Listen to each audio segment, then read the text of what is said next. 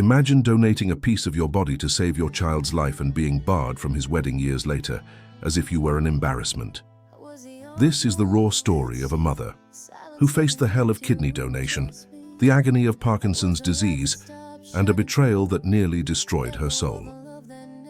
Prepare yourself for a journey of maternal sacrifice, filial ingratitude, and a redemption that will make you question everything about family bonds, gratitude, and forgiveness.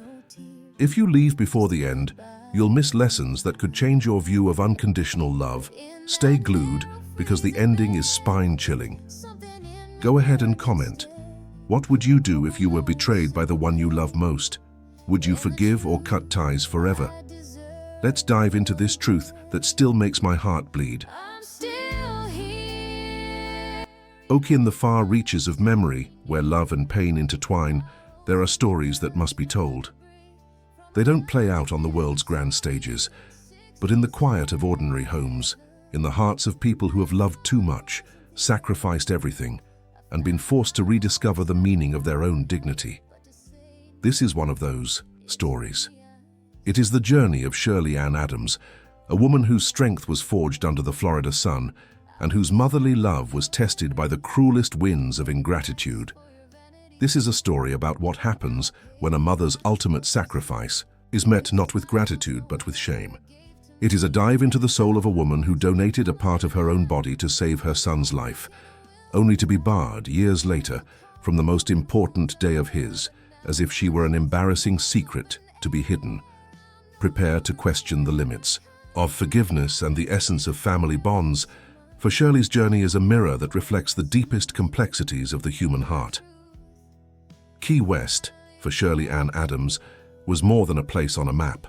It was the very fabric of her existence.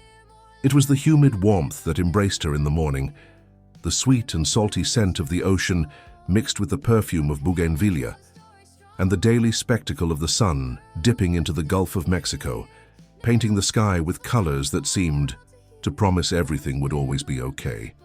In that personal paradise, her universe revolved around a single son, her son, James. But on a September morning in 2004, a cold and unexpected shadow fell across her sun-drenched world. James, then only 8 years old, a boy whose energy seemed as boundless as the ocean waves, woke up different. His face, usually rosy and vibrant, was pale and swollen. There were dark circles under his blue eyes, which had lost their sparkle, and now reflected a weariness that didn't belong to a child. He complained of back pain and could barely urinate, a symptom so alien that a chill ran down Shirley's spine. A mother's instinct is a primal force, an alarm that sounds louder than any logic. With her heart hammering against her ribs, a cold anxiety spreading through her veins, she rushed him to the hospital. Every colorful street in Key West, with its Victorian houses and lush gardens, seemed to mock the panic growing inside her. She prayed it was an infection, something simple, a scare that would soon become just an anecdote. Reality, however, was brutal. After a long and agonizing series of tests, Dr. Miller, a middle-aged man whose thick glasses seemed to carry the weight of bad news, called her into his office. The room was sterile, impersonal. The white walls seemed to absorb not only the light but also all hope.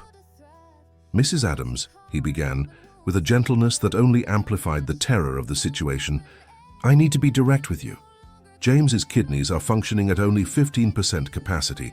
He has end-stage chronic kidney failure." Shirley's world collapsed. The doctor's words were like stones, each one shattering a part of her soul. Kidney failure, chronic, end-stage. How was this possible? Her James, her little boy who chased lizards in the yard and laughed at the sound of seagulls, was gravely ill. But how, doctor?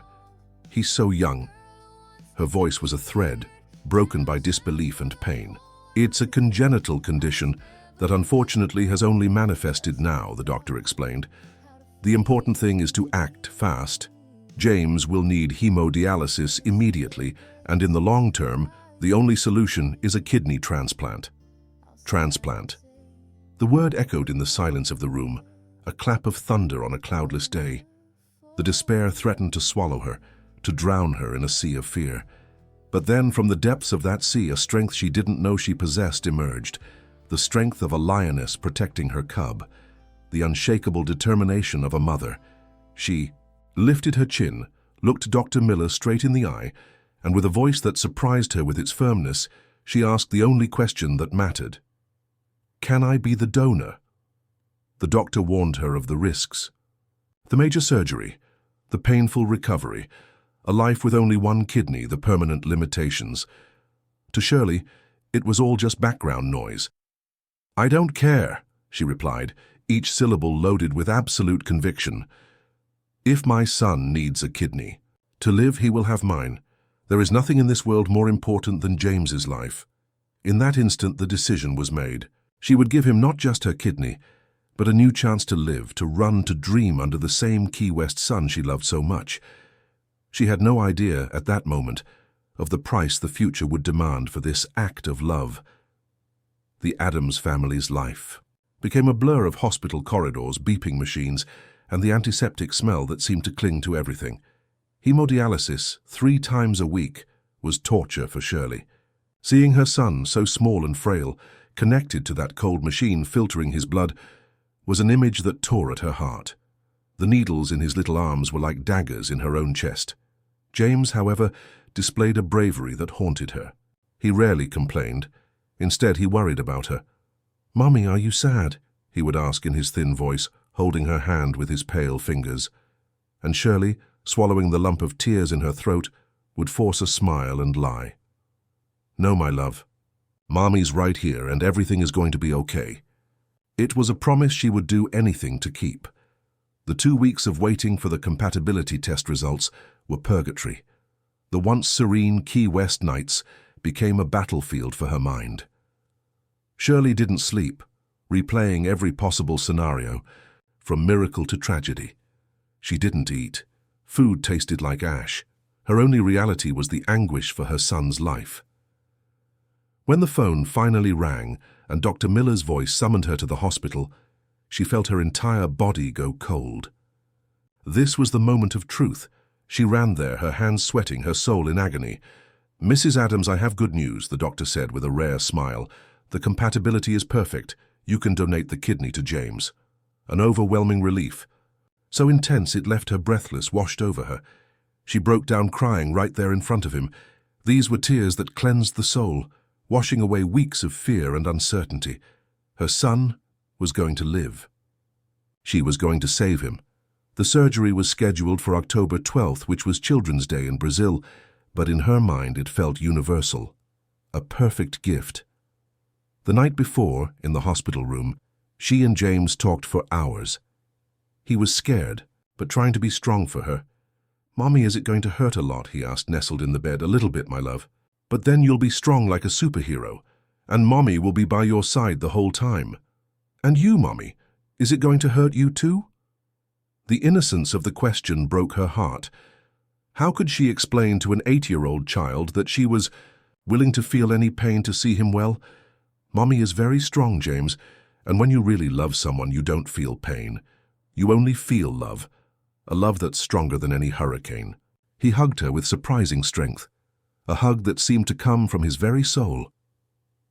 "I love you, Mommy. You're my Key West son." Those words became her fuel. The next morning, in the cold hallway leading to the operating rooms, their eyes met one last time. She gave him a thumbs up, their silent code that everything would be all right. He smiled back, a small smile that gave her all the strength in the world. The anesthesia pulled her into a deep darkness, and her last silent prayer was, "God, protect my son. Let the Key West sun keep shining for him." 8 hours later, she woke up in the ICU. A sharp, searing pain in her right side made her groan. It felt as if a part of her had been torn away. But the physical pain was instantly forgotten by the only concern on her mind. "James?" she asked, her voice hoarse. "How is James?" The nurse approached with a gentle smile. "The surgery was a complete success, Mrs. Adams. Your son is fine, the kidney is working perfectly." The happiness that flooded her was the purest she had ever known. The pain, the scar, the future limitations, none of it mattered.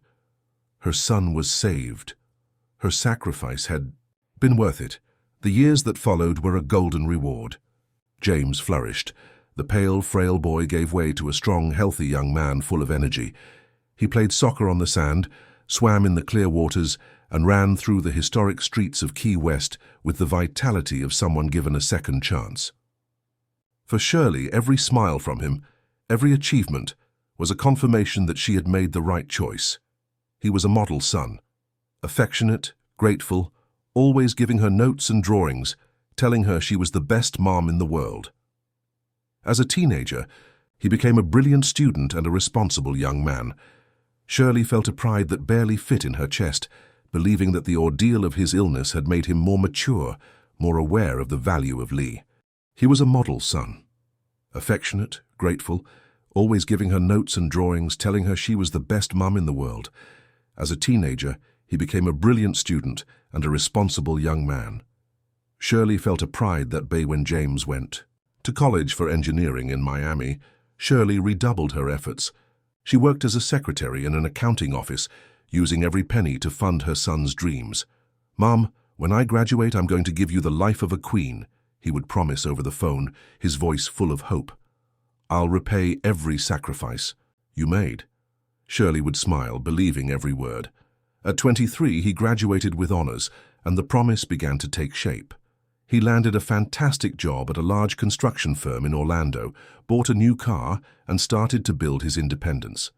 It was in this new world, a world of success and ambition, that he met Mariana. Mariana was everything one might expect of an heiress: beautiful, cultured, a business graduate, and the daughter of renowned entrepreneurs. When James introduced her to Shirley, a subtle alarm went off in her mother's intuition. Mariana was polite, polished, but there was an icy formality in her handshake, a distance in her eyes. It was as if she were appraising Shirley and her simple Key West world with veiled disapproval. James, however, was completely smitten, blinded by passion.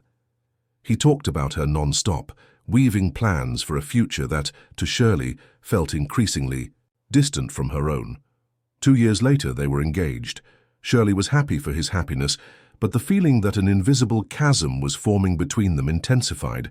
The visits to Key West became rarer, the excuses more elaborate. The phone calls, once long and filled with confidences, became short and superficial.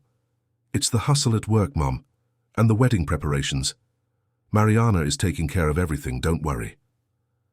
As her son drifted away, Shirley's own body began to betray her.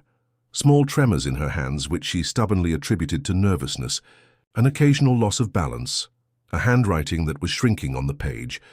They were subtle signs, whispers of a problem that she, focused on James's life, refused to hear. Reality, however, forced its way in. A visit to the doctor followed by a consultation with a neurologist brought a new earthquake into her life.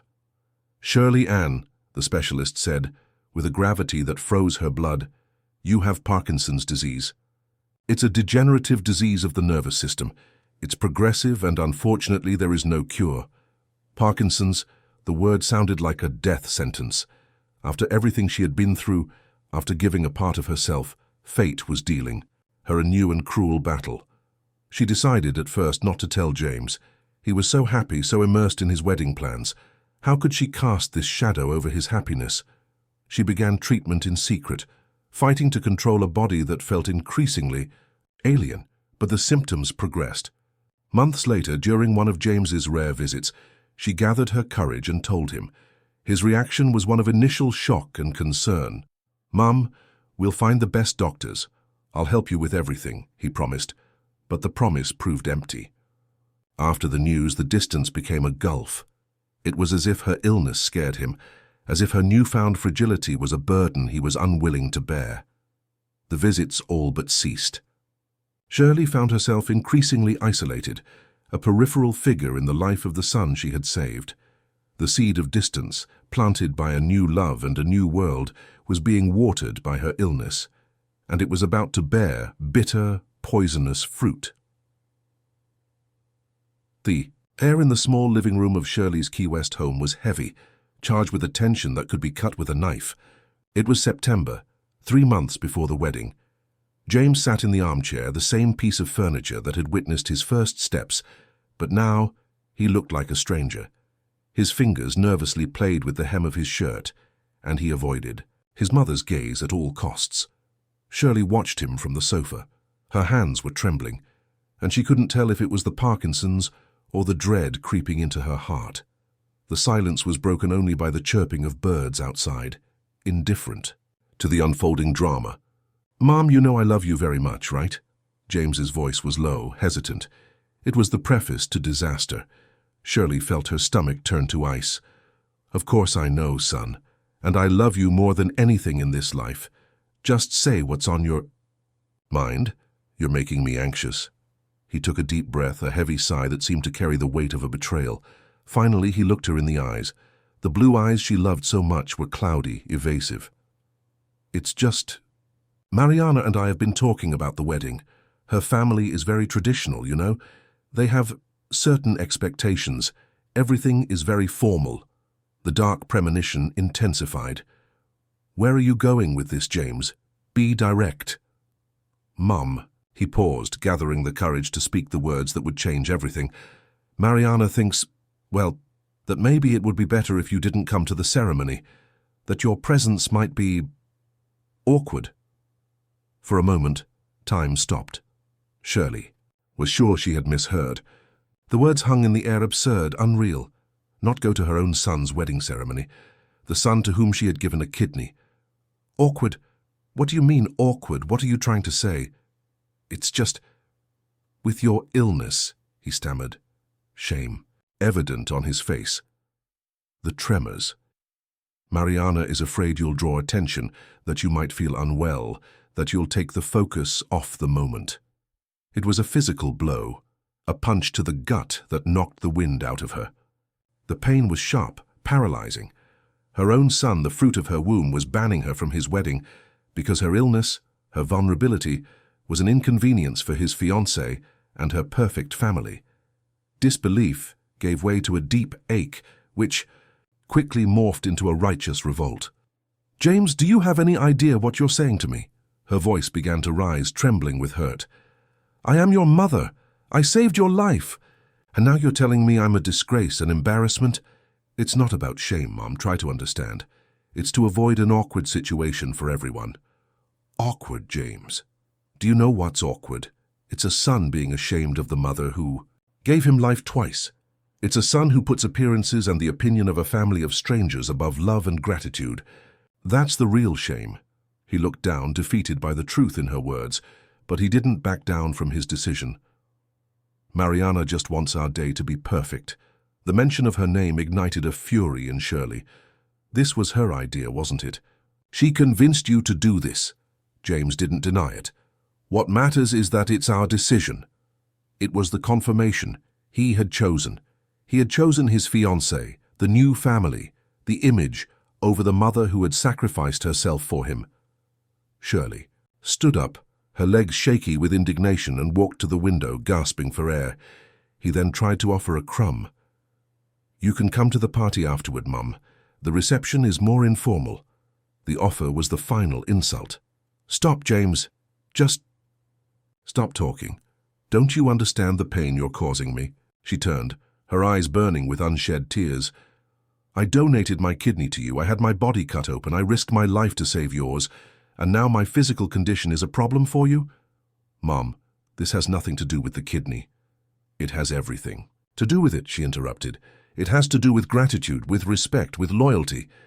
Things you seem to have forgotten." She walked to the door and opened it. The gesture was clear. "I think you'd better leave. I need to be alone to process this monstrosity." He hesitated at the door, a pathetic figure of guilt and weakness. He left in silence, and the sound of the door closing echoed like a verdict in Shirley's heart. She leaned against the wood and slid to the floor, finally allowing the tears to come.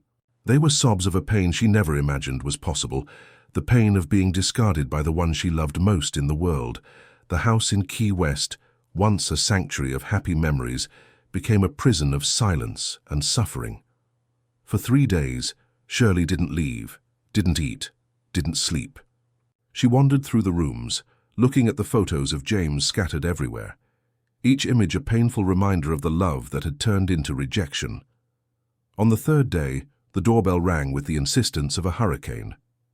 It was her mother, Carolina, a 91-year-old woman with the resilience of a Key West palm tree. She walked in, assessed her daughter's deplorable state and the devastation of the room, and her expression hardened. Shirley told her everything between sobs, every humiliating word of the conversation with James. Carolina listened in silence, anger growing in her wise eyes. "That boy has lost his mind," she said, her voice thick with fury. "But you, my daughter, you will not let his ingratitude destroy you. You will get up, dust yourself off, and live. You are strong, Shirley Ann. He doesn't deserve a single one of your tears." Her mother's words were both a balm and a call to action. Slowly, Shirley began to pick up the pieces of herself. Weeks later, the wound was torn open again by a call from the wedding planner. "Mrs. Adams, I'm calling to confirm the details. James informed me that you will not be participating in the religious ceremony, but you will be present at the party, correct?" James's presumption left her livid. He not only banned her, but also assumed she would accept the consolation prize, like a dog waiting for scraps from the table. "Carla," Shirley replied with an ice-cold calm, "I believe there has been a misunderstanding. I will not be participating in anything at all. My presence, it seems, is not welcome," and she hung up. Shirley's decision not to attend even the party reached James, who showed up at her house irritated. "Mom, why are you making such a drama out of this? I'm trying to include you." "Include me, James. This isn't inclusion. It's humiliation. This isn't about being at the party or not. It's about respect.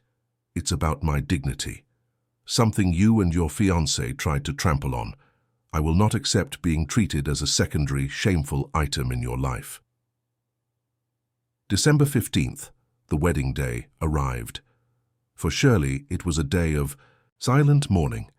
She spent the hours with her mother, cooking, watching old movies, doing anything to not think about the ceremony taking place in Orlando. James called in the morning, one last desperate attempt. "Mom, please come, I need you here."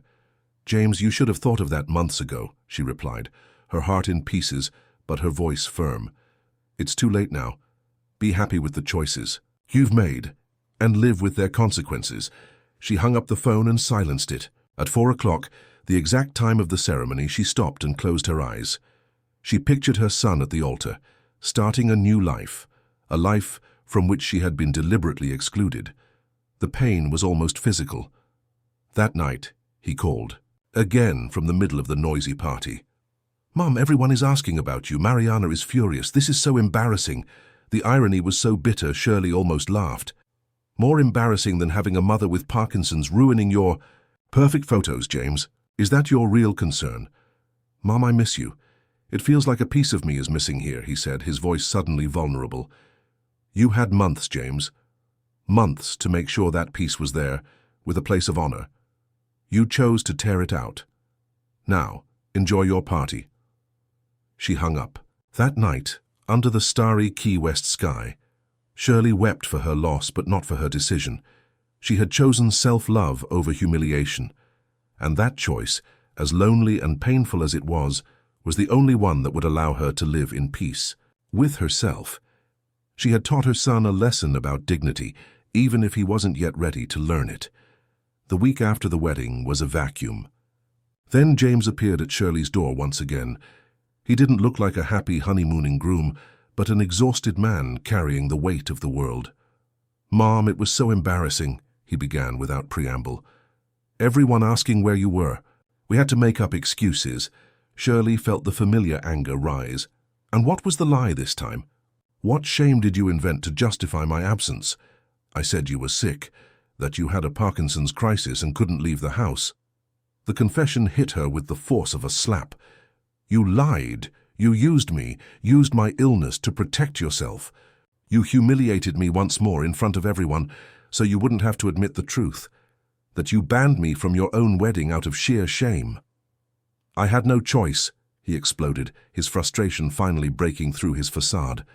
"It was easier than explaining the truth. And you know what? Mariana was right. You with this disease shaking, you'd draw all the attention. You'd make the guests uncomfortable. You'd break the whole protocol of perfection she planned for months." The venom was finally out. The truth, raw, ugly, and unfiltered, had been spoken. And strangely, amidst the pain, Shirley felt a kind of dark relief. "Thank you for your honesty, James. It's the first time in a long time you've been sincere with me. Now I know without a shadow of a doubt where I stand in your life." "Mom, what do I do to make you forgive me?" he asked, his anger replaced by a pathetic desperation.